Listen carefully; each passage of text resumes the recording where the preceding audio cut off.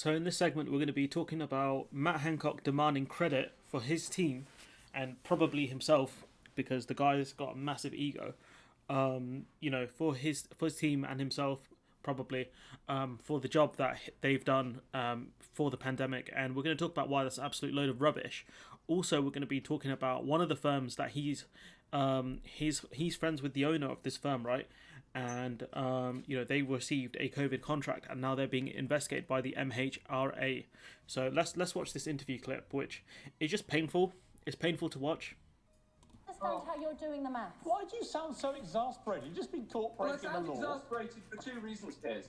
One, because I think we should be on this programme thanking my team. You know, they worked so hard. Really? Well, let's just analyse that, shall we? We have your team. I'm sorry, if you want to play that game with us, your team, you and your team have presided over a woeful handling of this pandemic that has led to us having the worst death toll in Europe. 130,000 people dead. So I'm sorry if my first thought when you come on, Health Secretary, is not to thank you and your team for your brilliant handling of the pandemic. Because I don't think 130,000 deaths shows that you've handled it well. And I'm sorry, I'm not thanking you and applauding you. Does Matt Hancock think he's Drake or something, saying, "You can thank me now"? Like, what is this guy, man? Honestly, I'm getting tired of speaking about the geezer. But his response is just astonishing. Well, so the second reason that I'm exasperated and answer in this way is because as soon as I start answering a question, you cut in and just said, when I said, "Can I ask the question?" you said no. And what's the point in coming on if you're not going to allow me to answer the question? There was no national shortage, and you say the pictures of health workers in bin liners shows there was a shortage. There's an inconsistency. So yeah, he did lie about the shortage. So there were massive PPE shortages, which is something we'll be talking about in a minute. But this man, absolute fraud. There. Let's move on to that. No, it's totally obvious, and all your watchers know what I'm saying, which is yes, there were individual problems. Individual problems. We'll talk about that. Matt Hancock's been there since about 2018. So I think this is the bottom end of July 2018. He's been Secretary of State for Health and Social Care. That's important because Matt Hancock can't deny all the problems that have happened because he's been there for a few years. So if we actually we'll talk about the PPE first. Actually, we'll do it like that. So this picture here is a picture of the pub guy who got one of the contracts, right? And we'll be talking about that. I need to structure these videos a bit better, I know. But, we got here 3 nurses forced to wear bin bags because of PPE shortage, test positive for coronavirus. Good morning, Matt Hancock. This is from Angela Rayner. Your claim that there was no shortage of PPE is not only a lie, it's also a disgusting insult to everyone who has put their lives at risk on the front line without adequate PPE. And we know that our healthcare workers bore the brunt of a lot of the pain when it came to COVID. A lot of them are dead. Or not a lot of them are dead, but a lot of healthcare workers have died. A lot of people in care homes have died because of this lack of PPE. Evidence that PPE shortages funneled COVID-19 spread in care homes. UK care homes scrambled to buy their own PPE as national deliveries fail. Care home firm sacked MP for raising PPE fears admit it did have a shortage. Care homes failed by lack of PPE during UK first wave.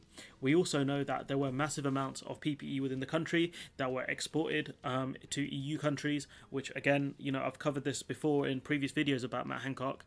This was not the fault of the EU or these exporters. This was the fault of the government for not contacting these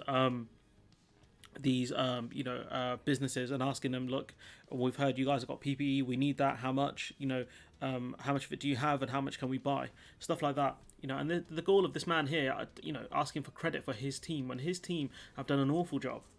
He's done an awful job.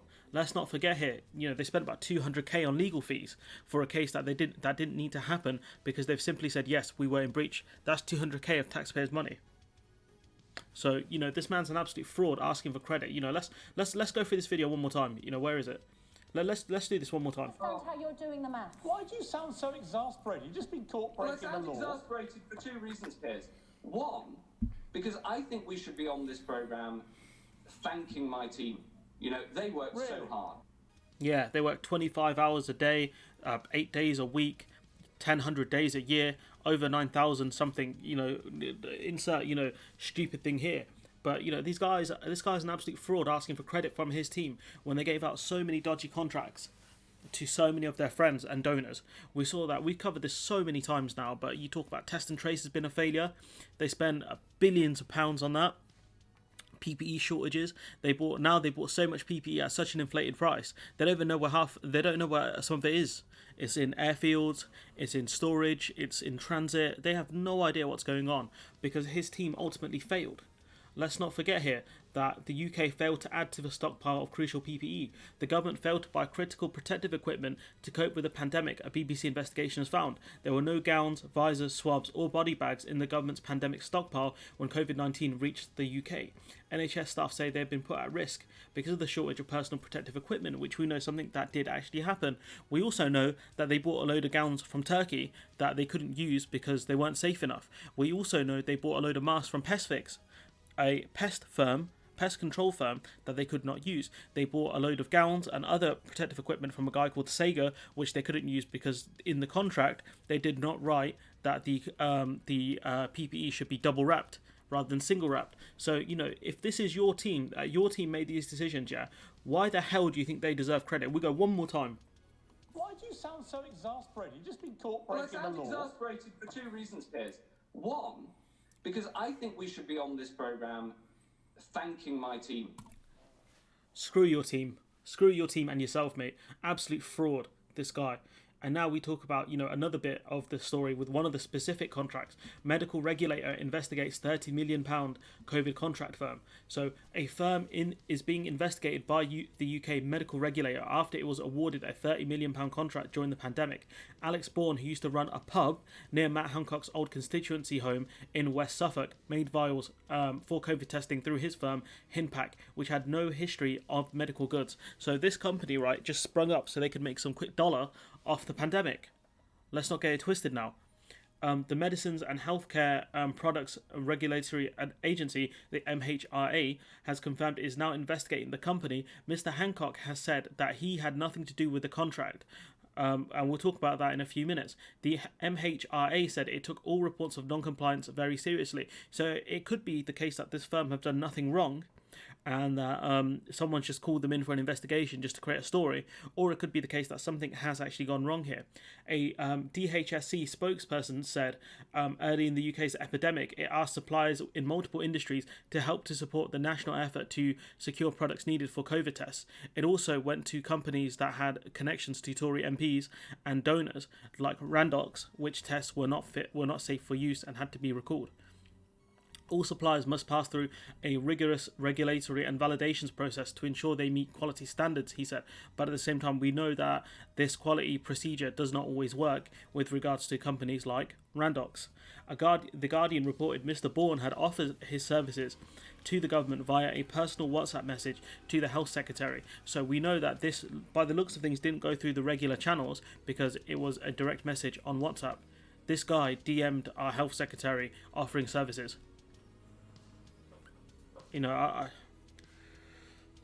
Saying they had known each other for years. Matt, I've known you for a few years now, and you used to go to my pub, and we're boys and stuff. And I was just wondering, could I sell you guys, equipment at an overinflated price? Come on, Matt, we're boys.